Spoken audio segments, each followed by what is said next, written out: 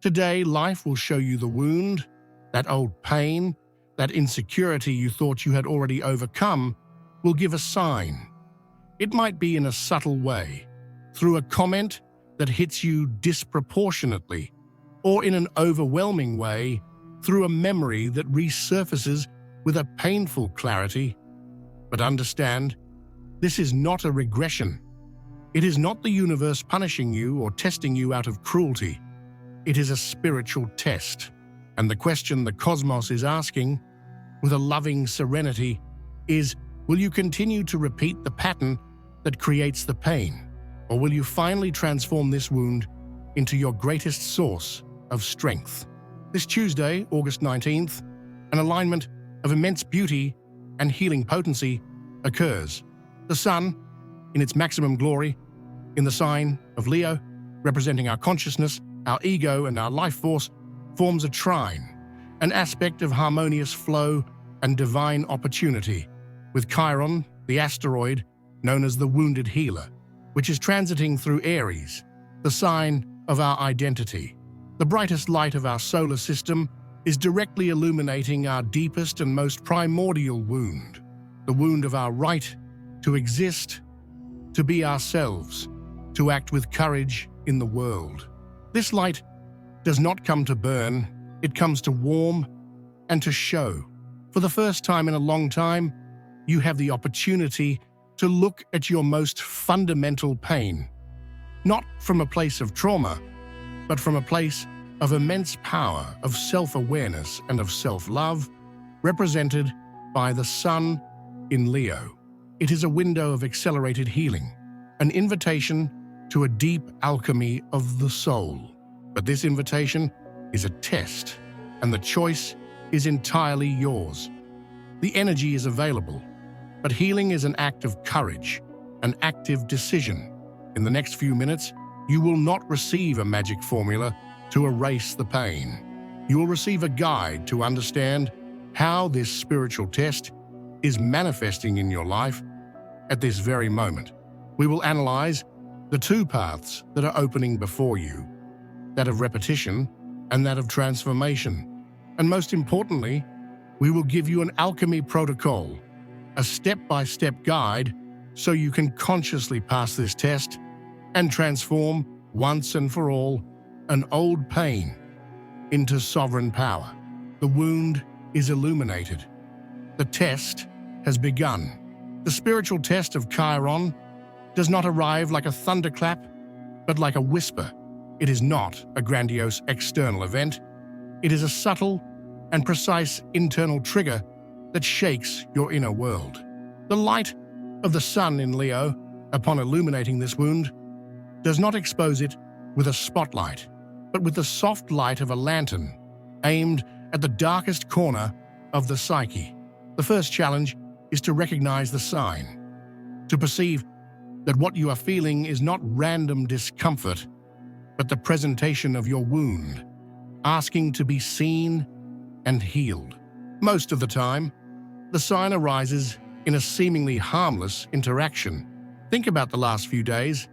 Was there a comment from a friend, family member, or colleague that, even if said without malice, hit you disproportionately? A piece of constructive criticism that sounded like an accusation, a joke that cut deep, forcing a smile while a knot formed in your stomach? This is the most common method of the universe.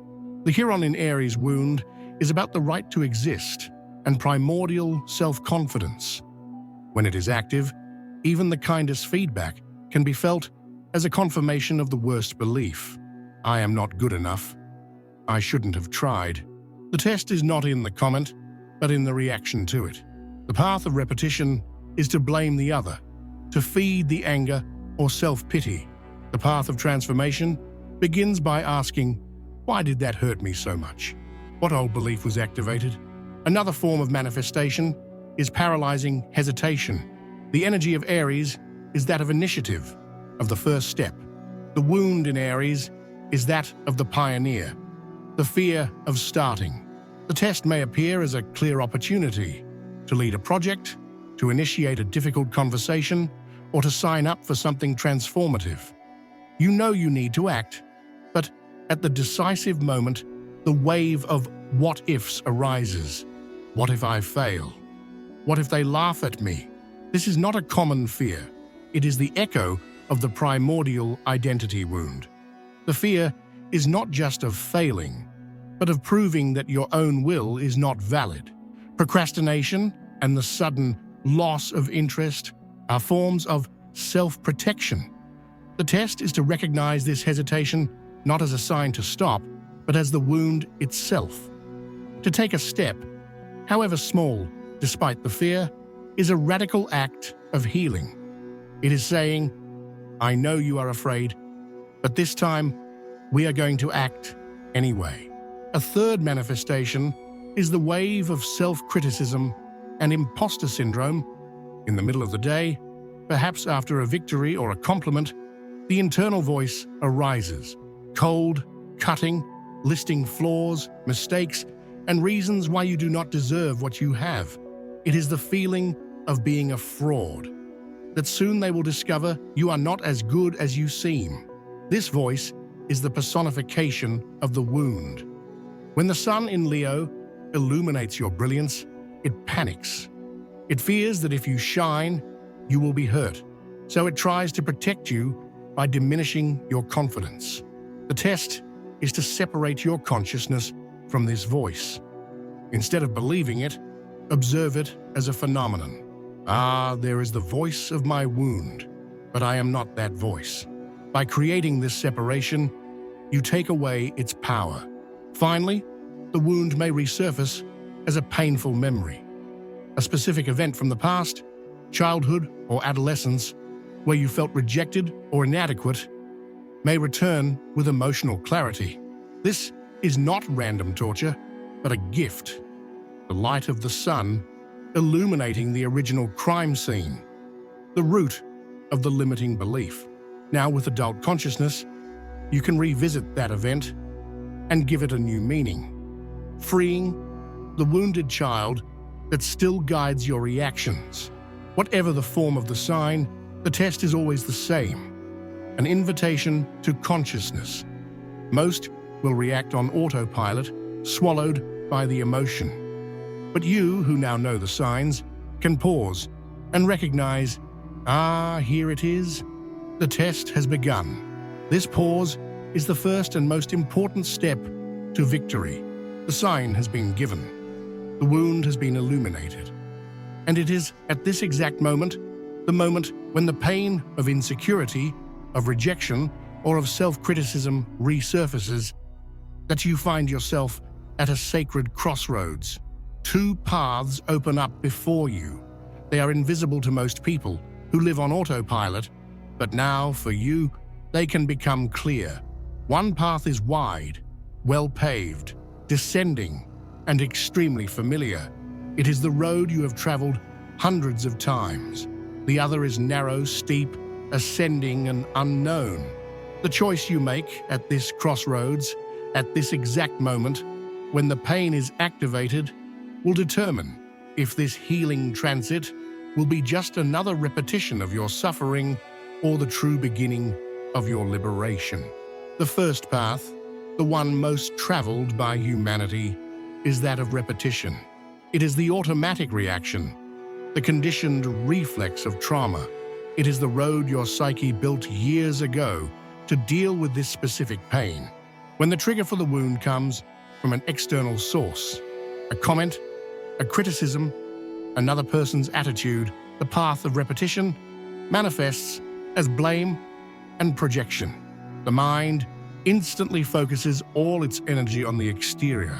How dare he say, spend our precious life force in a vicious cycle of indignation, of resentment, and of seeking external validation. By doing this, we abdicate all our power, placing the key to our inner peace in someone else's pocket. It is the victim mentality, which is seductive and addictive because it absolves us of the difficult responsibility of healing ourselves.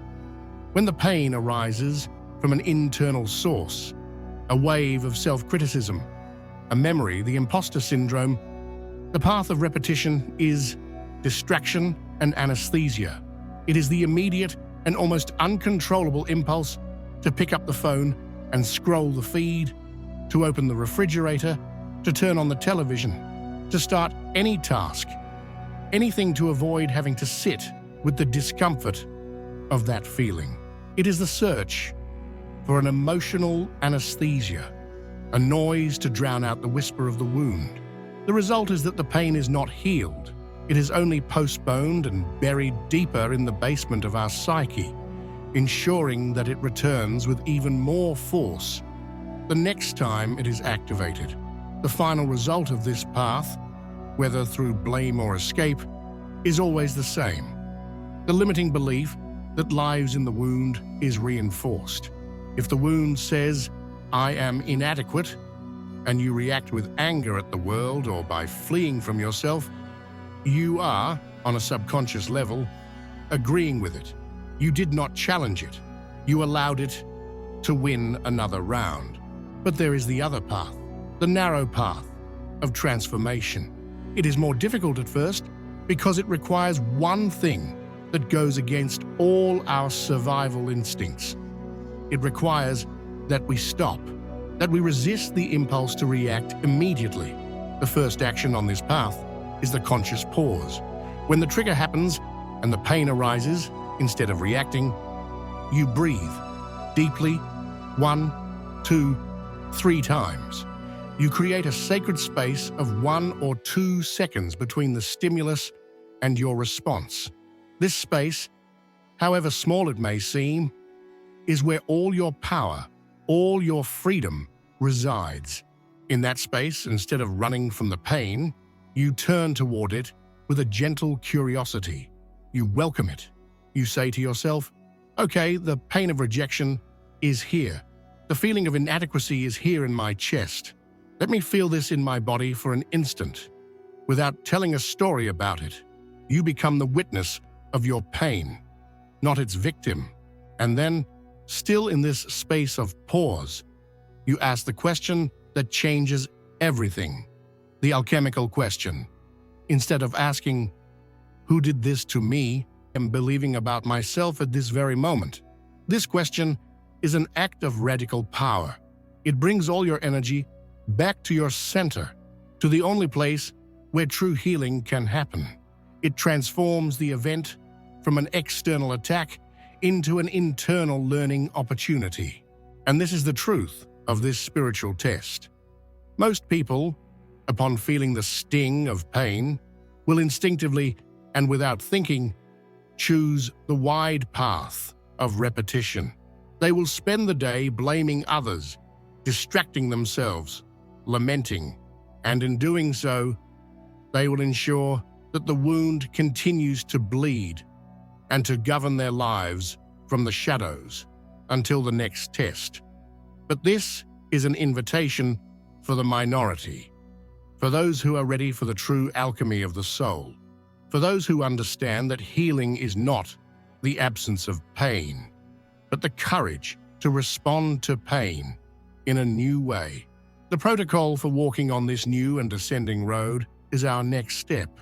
If you have chosen the path of transformation, the narrow and ascending path, you are ready for the alchemy. Healing is not a passive event that happens to us. It is an act of conscious magic, a deliberate process of metabolizing our pain and transforming it into power. What follows is not a to-do list, but a sacred protocol in 3 phases, a method to pass this spiritual test with mastery. This is the Conscious Healer's Manual. Phase 1, the Conscious Witness. The first phase of alchemy is separation. We cannot heal something with which we are completely fused and identified. As long as you are your pain, you cannot transform it. The first step, therefore, is to create a sacred space between you, the eternal consciousness that you are, and the pain, the fleeting emotion that you feel. When the pain of your wound arises, activated by an internal or external trigger, your first task is to resist the impulse to react or to distract yourself. Instead, find a quiet place, Even if for just 5 minutes, close your eyes, breathe deeply, and instead of focusing on the story your mind is telling about the pain, focus on the physical sensation of it in your body. Where does it live? Is it a tightness in your chest, a knot in your stomach, a tension in your shoulders? Just feel the pure energy of the sensation, without adjectives, without judgments. Now, with your consciousness focused on that sensation, say to yourself, out loud or in silence, the following mantra: I am not this pain. I am the consciousness that observes this pain. Repeat this several times. Feel the small but powerful shift in perspective that happens. You cease to be the actor on the stage of the drama and become the calm observer in the audience. You are no longer drowning in the river of emotion. You are sitting on the bank, watching the current pass by. This act of disidentification is what gives you back your power of choice. It is what creates the clean and safe space where true healing can begin. Phase 2. The dialogue with the wound. With this space of conscious observation created, the second phase is investigation. Every wound, every chronic pain carries a message, and usually a limiting belief it was designed to protect. The pain is not there to torture you, it is trying, in a distorted and childlike way, to protect you from something it perceives as an even greater threat. To heal it, we must first understand its internal logic, its positive intention. Take your notebook. At the top of the page, write, "Dialogue with my wound." From your calm place, as the conscious witness, you will now interview your pain as if it were a separate entity living inside you. Ask it direct questions and write the first answers that come to your mind, without filter, without censorship. Start with these questions. Wound: I see you. What have you been trying to tell me with all this pain? What deep down have you been trying to protect me from? This is the most important question. The answer might be, I am trying to protect you from humiliation, from abandonment, from rejection, from failure. And what is the lie? The false belief about myself or about the world that you are guarding and defending to keep me safe. The answers that arise may shock you. You may discover that the wound that makes you procrastinate is trying to protect you from the humiliation of a possible failure, based on the belief that if I am not perfect, I will not be loved. You may discover that the wound that sabotages your relationships is trying to protect you from the pain of abandonment, based on the belief that eventually everyone will leave. By understanding the positive intention behind the negative behavior, self-compassion replaces self-judgment. And by identifying the root belief, the lie that feeds the pain, you can finally stop fighting the symptoms and start healing the cause. Phase 3, the act of sovereignty.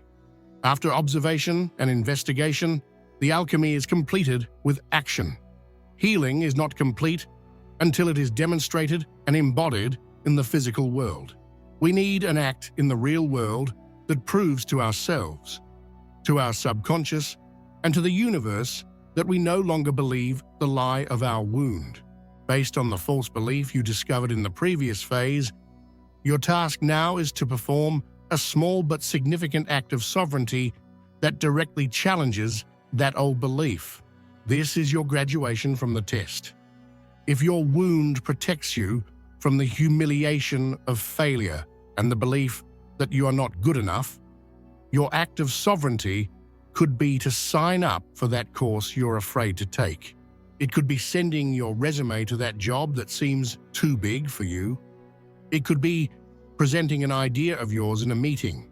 If your wound protects you from the pain of abandonment and the belief that you need others to be happy, your act of sovereignty could be to spend a Saturday night alone by choice and give yourself a king or queen's treatment, cooking your favorite food, watching your favorite movie, proving to yourself that your own company is a pleasure, not a punishment.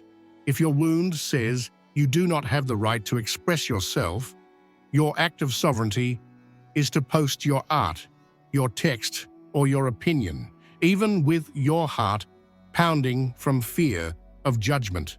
This physical act, however small, is your final proof. It is the evidence that you have passed the test. It breaks the old neural pattern and begins to create a new path of power and trust.